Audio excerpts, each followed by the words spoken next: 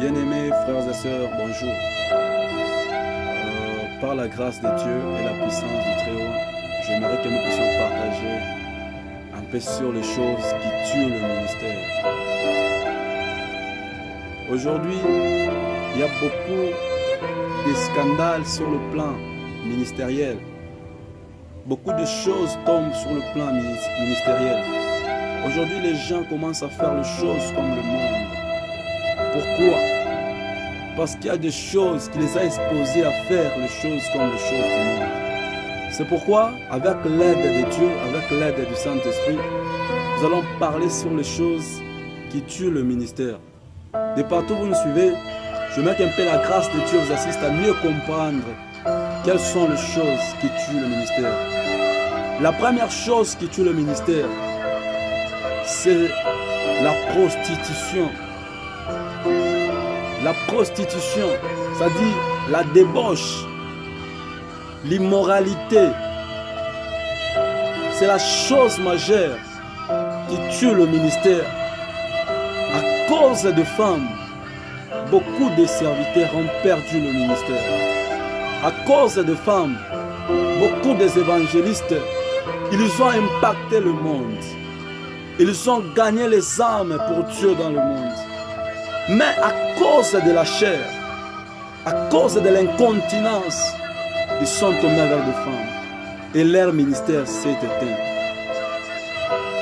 Même la Bible nous parle à ce sujet.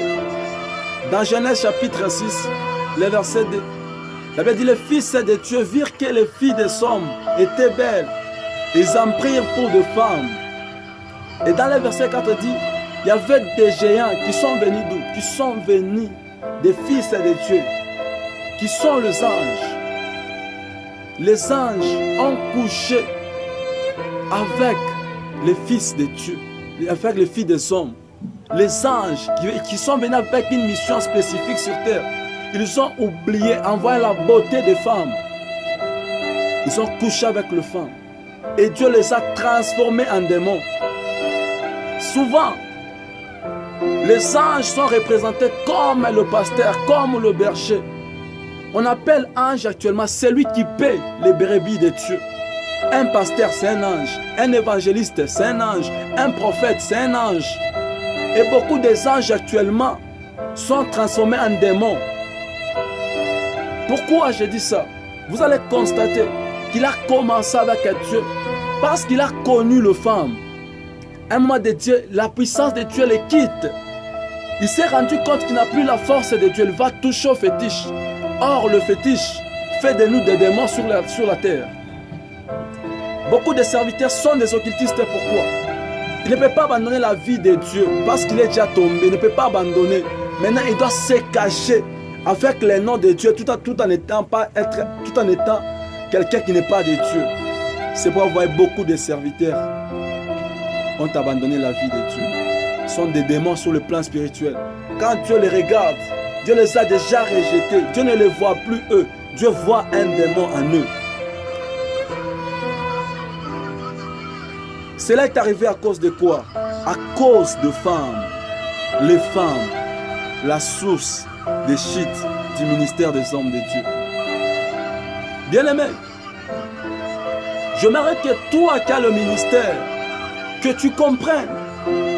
Si tu t'es lancé à la prostitution, tu vas perdre l'onction de Dieu. Que tu sois homme, que tu sois femme, une fois que tu tombes avec un frère ou une soeur, même si c'est un pasteur qui il venait vers toi, te dit ma soeur, parce que je suis pasteur, j'ai l'onction de Dieu, couche avec moi. Ma soeur, si tu osais, tu vas perdre le ministère. Mon frère, même si c'est maman pasteur, elle venait. Oh, mon mari, c'est le pasteur. Il a l'onction. Il va te contaminer l'onction. Une fois que tu cèdes, tu vas perdre l'onction. Tu seras transformé en démon. C'est pourquoi le monde est détruit. Parce que les femmes sont à la base. La deuxième chose qui tue le ministère, c'est la cupidité. L'argent, l'amour exagéré de l'argent. Par définition, la cupidité, c'est l'amour exagéré. C'est l'amour qui va au-delà des limites de l'argent. Et aujourd'hui, beaucoup de chrétiens ne cherchent plus Dieu. Ils s'ouvrent les églises, ils commencent le ministère pour trouver de l'argent. On a plus des églises afin de recevoir de l'argent. Et là, les gens maintenant commencent à vouloir toujours à tout prix. Chaque activité à l'église, c'est l'argent. Même pour prier pour les hommes, c'est l'argent. Celui qui a l'argent, c'est celui à qui on va imposer les mains. Mais celui qui n'en a pas, c'est celui qu'on va abandonner. Quand Jésus priait pour les gens, il demandait quoi? Rien. Mais aujourd'hui, à cause de l'argent, beaucoup de pasteurs sont tombés dans la chair. Ils veulent être des stars parce qu'ils ont besoin de l'argent.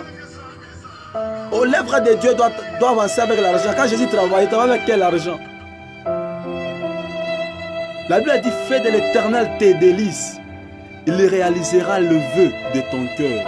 Fais de l'Éternel tes délices. Cherchez le royaume et le reste viendra après. Dieu connaît que l'église doit fonctionner avec l'argent. Il est au ciel, il connaît que l'église doit fonctionner avec l'argent. Mais toi, ne mets pas d'abord l'argent devant. Toi, enseigne les royaumes, annonce les royaumes. Maintenant, les dieux à qui appartient l'argent et l'or, il va prendre l'argent et il viendra te les donner lui-même. Il sait comment tracer les chemins pour ses serviteurs. Un juste n'a jamais été abandonné. Mais aujourd'hui, les gens ont perdu le ministère à cause de l'argent. Les occultistes savent maintenant que la faiblesse de l'église, c'est l'argent. Ils entrent dans les églises avec l'objectif de vous donner de l'argent. Quel argent? L'argent qui est déjà travaillé sur le plan spirituel. Une fois que vous touchez cet argent, vous restez accro à l'argent. Vous restez attaché à l'argent. Et ils savent maintenant comment vous manipuler. Et à force de vous donner de l'argent, ils vous envoûtent même. Jusqu'au point où vous vous retrouvez dans des cercles d'une manière indirecte. Parce que vous avez mis l'argent et vous perdez le ministère. Or, quiconque perd le ministère, il perd la vie éternelle. Quand Dieu t'appelle au ministère, il sait le pourquoi. Parce que le ministère, c'est une chose qui entre dans la personne avec l'objectif de gagner d'autres personnes pour le ministère. Mais nous oublions facilement cette chose-là. Nous mettons l'argent devant. Nous mettons l'argent devant. Bien-aimé, laisse-moi vous scandaliser. Si l'or et l'argent appartiennent à Dieu, or l'église appartient à Dieu.